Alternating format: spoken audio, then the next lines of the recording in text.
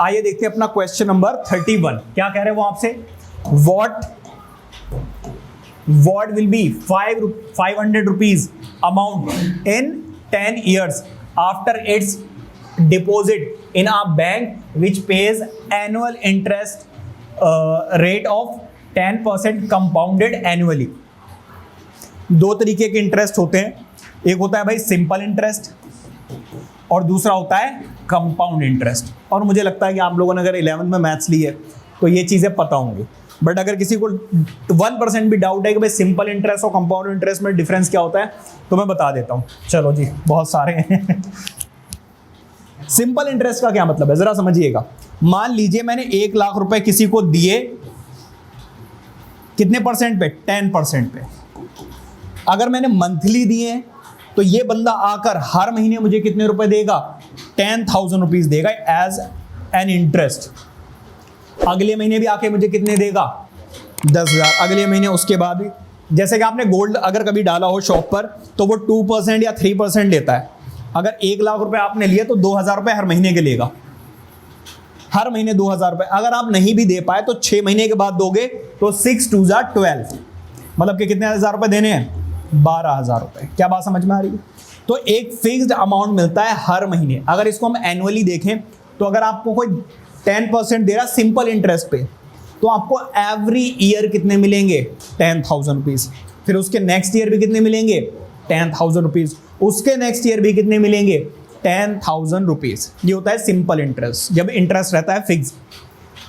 अब आ जाओ compound interest. जो आपकी बैंक है वो कंपाउंड इंटरेस्ट पे काम करती है।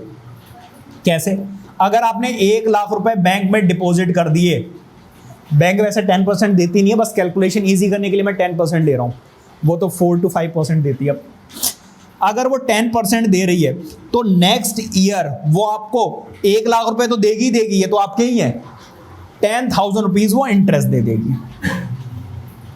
और अगर आपने ये पैसे नहीं निकाले तो अगली बार वो आपको इसके ऊपर 10% देगी। इसका 10% होगा 11,000 रुपीज। मतलब इंटरेस्ट के ऊपर भी इंटरेस्ट दिया उसने। यहां पर इंटरेस्ट के ऊपर इंटरेस्ट नहीं था, यहां पर जो इंटरेस्ट मिल रहा था वो सिर्फ प्रिंसिपल अमाउंट पे मिल रहा था। Are you getting my point. और यहां पर क्या हो रहा है कि प्रिंसिपल अमाउंट तो आपको 1 लाख था, लेकिन 1 साल के बाद आपके हो गए 10,000 रुपीज एक्स्ट्रा, 1,10,000। तो अगर आपने बैंक से नहीं निकाले तो बैंक आपको 1,10,000 के ऊपर इंटरेस्ट देगी, ठीक है।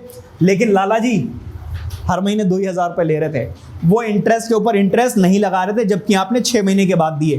क्या बात समझ में आ रही है। तो लाला जी जो काम करते हैं वो किस पे करते हैं, सिंपल इंटरेस्ट पे, ठीक है। अब आ जाओ जी क्वेश्चन पे। वो बैंक क्या कह रही है, कंपाउंड इंटरेस्ट ले रही है, और वो भी कितना, 10%। जरा ध्यान दीजिए कैसे होगा। वो आपसे ये कह रहे हैं कि भाई यहां पर प्रिंसिपल अमाउंट कितना है, बताओ जरा। जो इनिशियल अमाउंट होता है वही होता है आपका प्रिंसिपल अमाउंट। तो यहां पर प्रिंसिपल अमाउंट, प्रिंसिपल अमाउंट को चलो वैसे पी से डिनोट करते हैं, मैं इस बार ए से डिनोट कर रहा हूं क्योंकि मुझे यहां पे जीपी फॉर्म करनी है, ठीक है। तो प्रिंसिपल अमाउंट हो गया जी 500 rupees. Any problem. Rate of interest कितना है भाई, यहां पर rate of interest, rate of interest कितना है भाई, 10%। कितना है, 10%। इसको अगर हम सॉल्व करें तो यह आ जाएगा 10/100, 0.1 आ जाएगा। क्या बात समझ में आ रही है।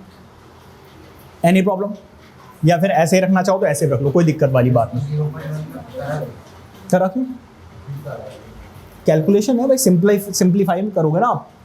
या फिर अच्छा 10% में रहने, ये लो जी, खुश रहो, नाराज मत हो आप, ठीक है। आफ्टर 1 ईयर, आफ्टर 1 ईयर, 1 साल के बाद क्या होगा, 1 साल के बाद आपके अकाउंट में कितने रुपए आ जाएंगे भाई, मतलब सेकंड टर्म मान लेते हैं इसको।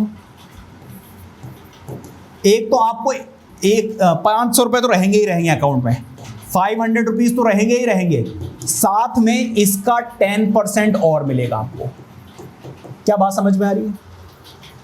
तो 500 प्लस 500 इंटू 10, और जब ये परसेंटेज हटती है तो क्या लगते हैं 2 zeros, तो ये कितना आ गया 550। Any problem.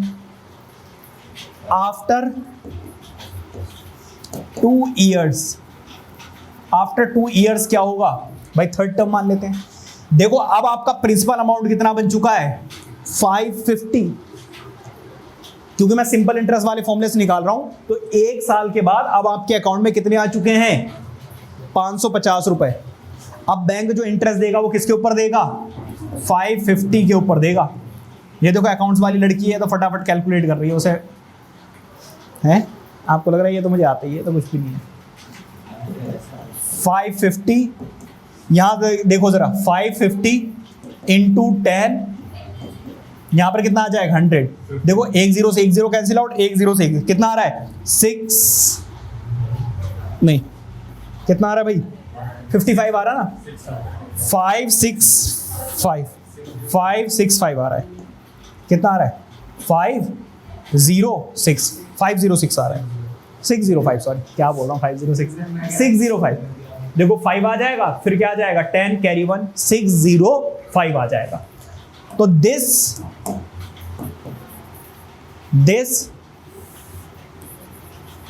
Sequence is forming a GP। कैसे देखो इधर 550 और फिर क्या है, सॉरी पहले 500 है, पहले 500 है, फिर 550 है, फिर क्या है 605 है, 605 लग नहीं रहा ना, देखो लगेगा। देखो फर्स्ट टर्म से तो कोई लेना देना है ही नहीं, हमें किससे लेना देना है कॉमन रेशियो से। किससे लेना देना है कॉमन रेशियो से।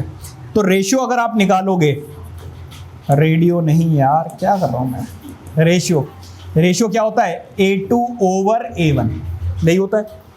A2 कितना है 550 और A1 कितना है 500, इससे ये कैंसिल आउट, ठीक है।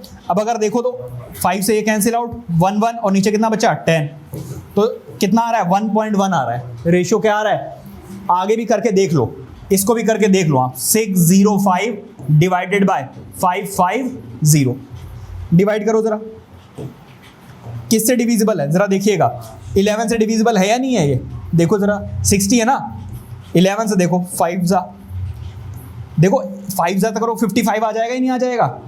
तो यहाँ पे कितना बचा 55, आगे भी कितना बचा 55, तो कितना आ रहा है, यही सिचुएशन दोबारा से बन रही नहीं बन रही है। देखो 5 से करोगे तो ऊपर 11 नीचे कितना आ जाएगा 10, अभी भी कितना आ रहा है 1.1। तो रेशियो जो है वो क्या है कॉमन है, ठीक है। अब हमसे क्या पूछ रहे हैं वो, हमसे क्या पूछ रहे हैं 10 साल के बाद। अब जरा ध्यान दीजिएगा, पैटर्न पे ध्यान दो। आफ्टर 1 ईयर हमने निकाली सेकेंड टर्म, आफ्टर 2 ईयर हमने क्या निकाली थर्ड टर्म, तो आफ्टर 10 ईयर क्या निकलेगा बताओ जरा 10 ईयर्स। आफ्टर 10 ईयर्स हमें निकालनी है 11th term which is AR10। बताइए कोई दिक्कत। फर्स्ट टर्म कितनी है 500 इंटू कॉमन रेशियो क्या है 1.1 और उसकी पावर 10। अब देखो ये बहुत कॉम्प्लिकेटेड है तो इसको ऐसे ही छोड़ दो, क्योंकि 1.1 की पावर 10 तो सॉल्व करने का मतलब ये 3 घंटे तो इसी में जाने हैं, तो पेपर में करेंगे क्या, ठीक है। तो इसको ऐसे ही छोड़ेंगे और आई होप कि अच्छे से समझ में आ गया है question. Please note it down.